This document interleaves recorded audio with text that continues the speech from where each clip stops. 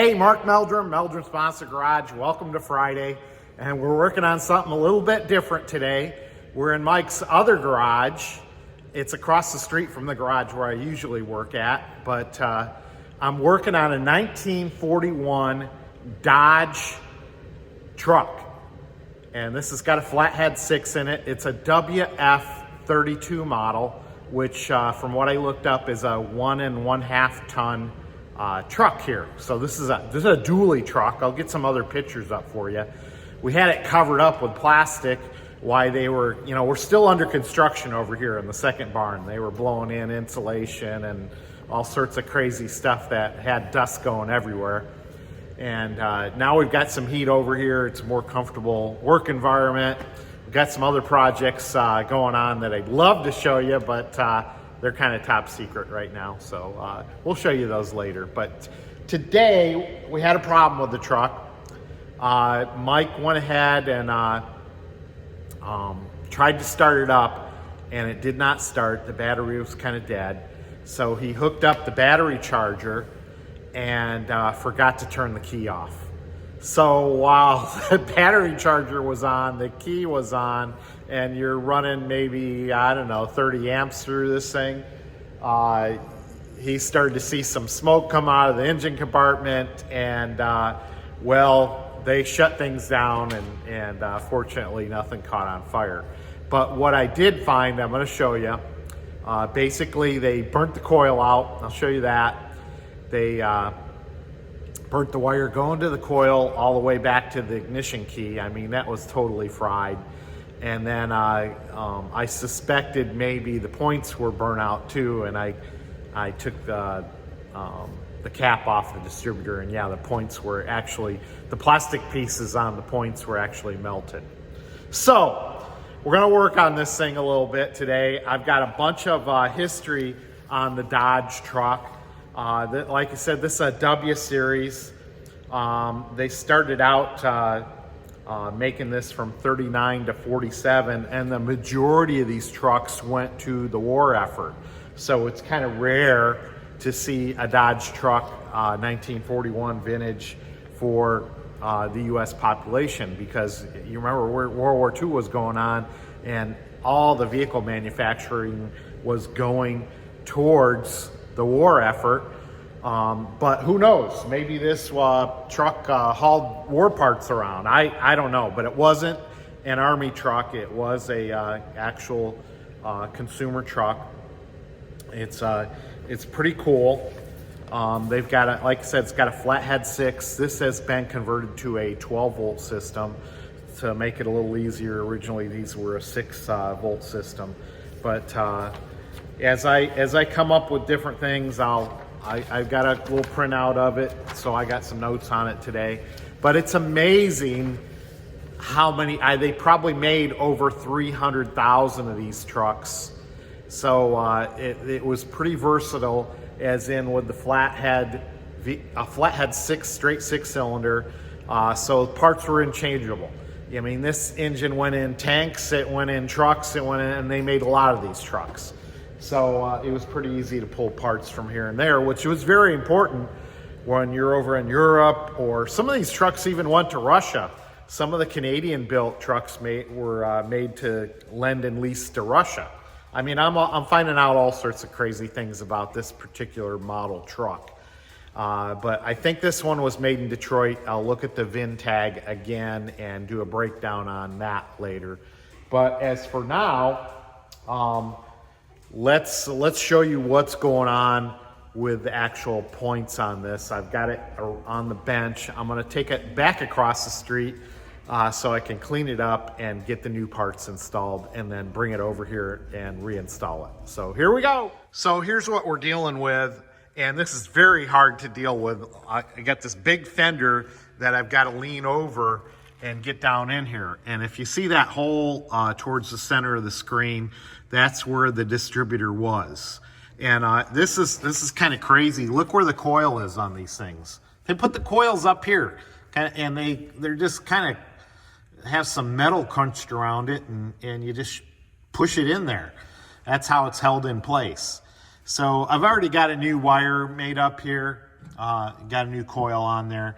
So we're all set on the wiring, and we got to get to work on the distributor now. So here we go. All right, haven't moved across the street. We got some minor stuff over here to work on stuff. We got vise and basic tools over here.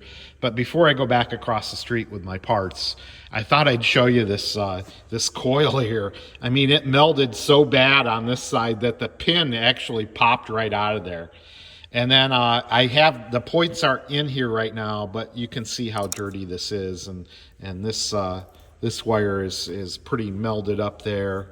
So I got a new condenser, I got new points, but I think this is super dirty in here, and I'm gonna take it across the street and give it a thorough cleaning and rebuild on the bench vise over there. So let's go back across the street, back across there.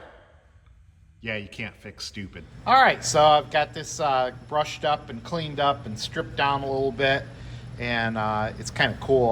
There's a little port here, right here, so you can add a little oil in there. So I thought that was pretty cool. And there's a little filter on top here. It's a little foam filter. And anyway, we'll get the points installed here. I don't know, you want to watch this?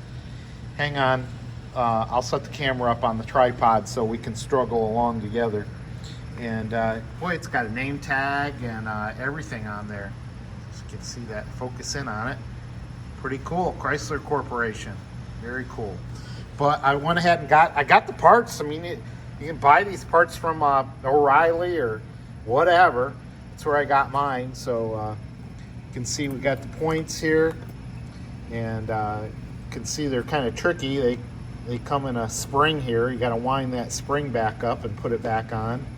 And then you got the condenser here from Mallory. So we'll get this all put back on. I've got the old condenser off. I'll have to use that holder again.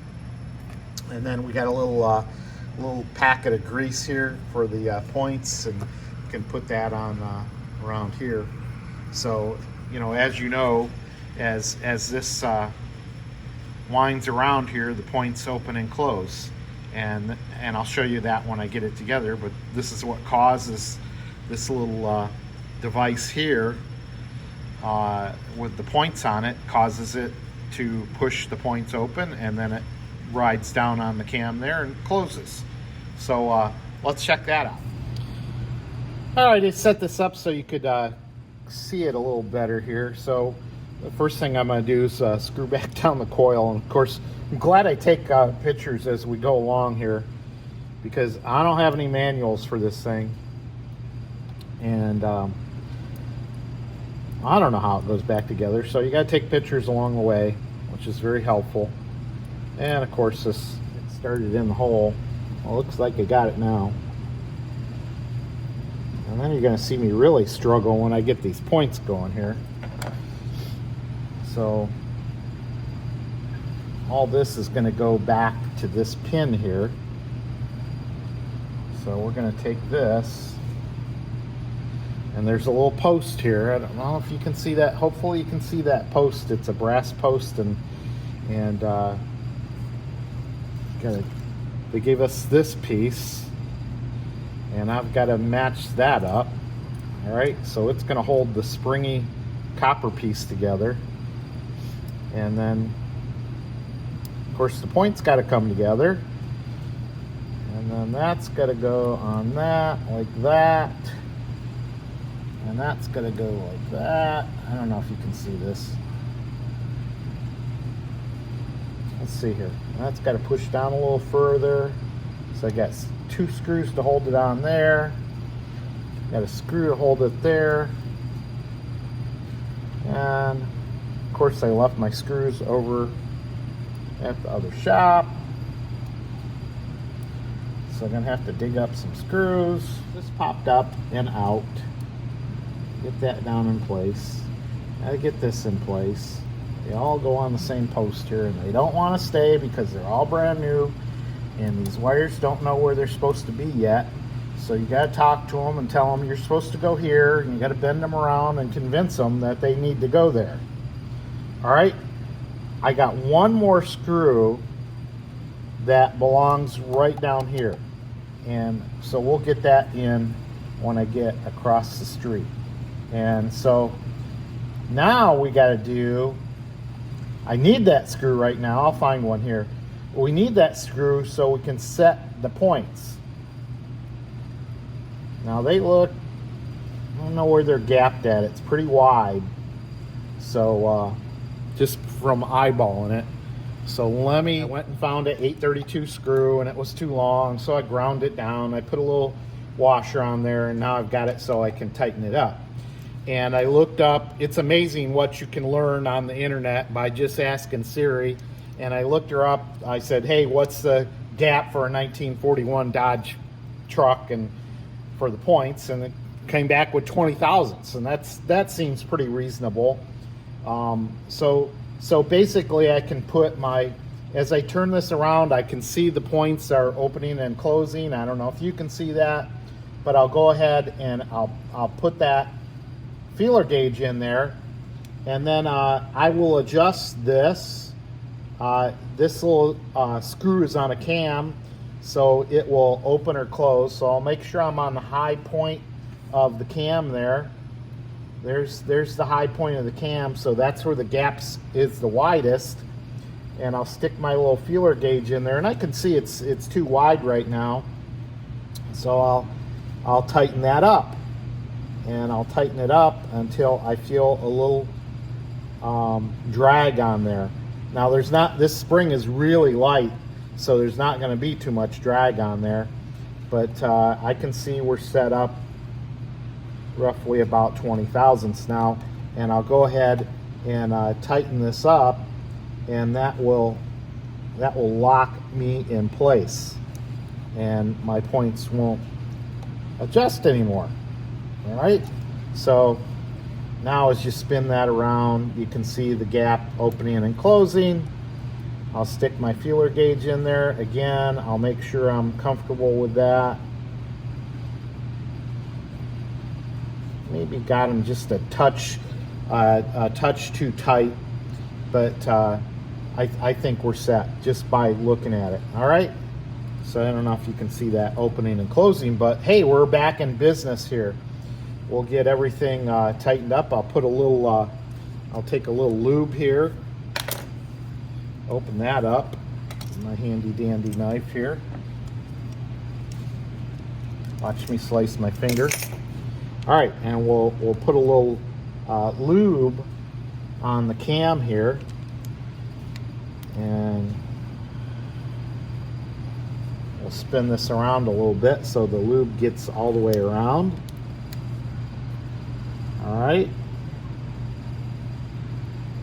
so now we got some nice lube on there. Always got to have some lube, right? All right, get it down all the way around there, and I'm reaching underneath here to spin the cam spin that a little easier so you can see that. All right, so we're all set to go back over to the shop. I do need, let me see if I got that screw in my package. Oh, they were holding down the distributor with a screw. I'm gonna dig up a bolt. I would feel more confident with a bolt because we already can see some corrosion on this screw, and if we start stripping this out, it's gonna be hard to get this back out. And of course, this has a vacuum advance on it. You can see that. And I've made sure that everything was kind of shifting on the plate a-okay, so that's okay. And then to adjust the timing, it looks like there's a little bit of play. I don't know if you can see that right there. There's a little bit of play back and forth. I don't want to move it. I don't want to touch it because I think this thing was starting up at a-okay, but that's where we would have the adjustment if we needed it. And then it's interesting. I mean, this is certainly a pretty small shaft here. I don't know why they designed it like a dog bone, so maybe if something bound up, this would break in half rather than taking out other parts. But this will fit right down in there, and I took some pictures of where we had all that marked. And then, of course, I've got a new rotor to go on there. grab that. Just a standard rotor here that's gonna go down on top here, and this is keyed. There's a flat here, so it only goes on one way. So that'll simply push down on there. So yeah, we're all set. We're all set to go there. Okay, and I got a new cap to go on there. All right. I tell you, it's not easy to work on these trucks. Let me tell you, I'm on a couple 2x4s, and I'm on my tippy toes, and I got to reach down here so you can see I've got this. I know approximately where this has got to be to fit back down into the slot. So I'm gonna give it a shot here. I'll get it down in the hole. I know you can't see that. Okay, I've got it started down in the hole, and I've got to hit this just right. All right, so this ain't easy to see, I'm telling you. A lot of respect to truck mechanics. Stand on your head and look sideways, and hopefully everything falls into place. All right, I hit it pretty good. I can feel a little tension on there. Now I've got a bolt to put down there. I know my lighting isn't that great here, but went ahead and I made up a little bolt here instead of that screw that was in there. And I'll have to feel my way around down here. Okay, got that in the way. My arms are fully extended. Camera for a light, since I can't quite see. You probably can see where I'm at, but I can't. So I'm going to use the camera for a light here. All right, so we got the distributor down in there. I got all the wires hooked up, got the coil hooked up, and we're all set to give this a try. But we got to get the battery charged up. So we're going to let the battery charge up, and then we'll come back to this project. All right, catch you later.